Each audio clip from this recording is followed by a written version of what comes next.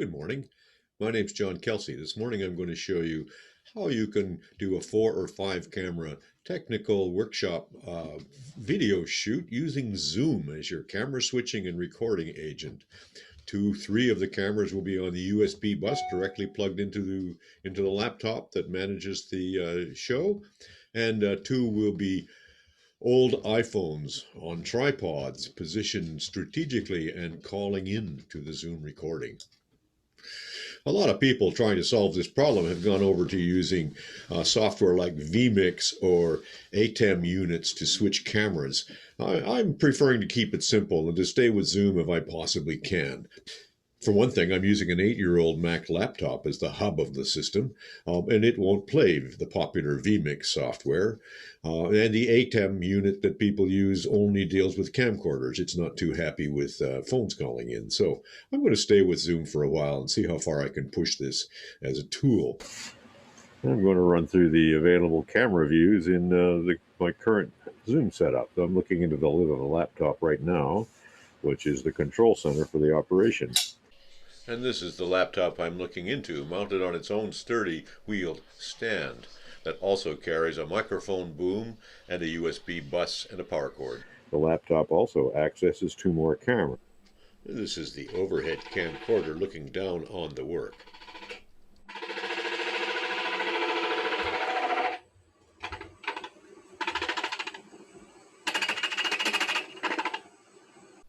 The overhead camcorder can pivot on 3 axes and moves east, west, and north, south on drawer slides. The overhead camcorder has a large range of available zoom, in which you see pretty much the whole bed of the lathe.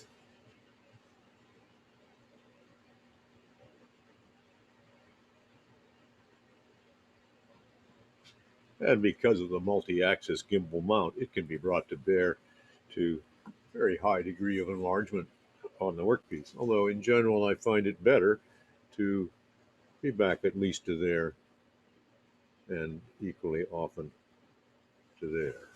Now you can see most of the action as if I were to be working on this cup on the lathe. And this is the overhead cube cam, taking a close-up view of tools arranged on a board alongside the lathe bed.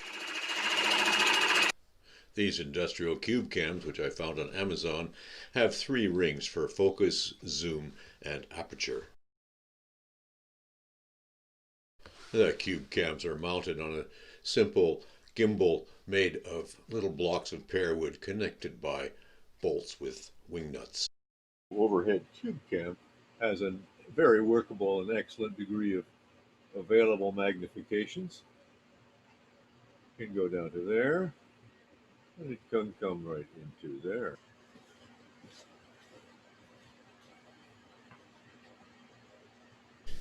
In addition to the 2 cameras plugged into the USB bus, 2 more cameras phone in to the Zoom call and the recording. They're both older iPhones one mounted directly in front of the woodturner so that he can speak directly to the audience in the course of a real demo. So look up into the red phone in front of you and say hi.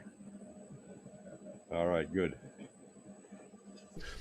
And the other on a tripod near the tailstock so it can observe the action from the offside or from the operator side and show the full position of the woodturner, how he stands and holds his tools.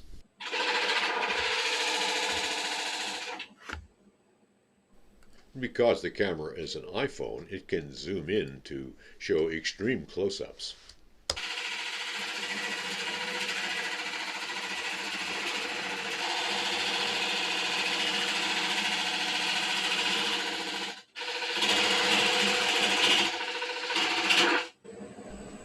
So this is the turner's eye view from overhead.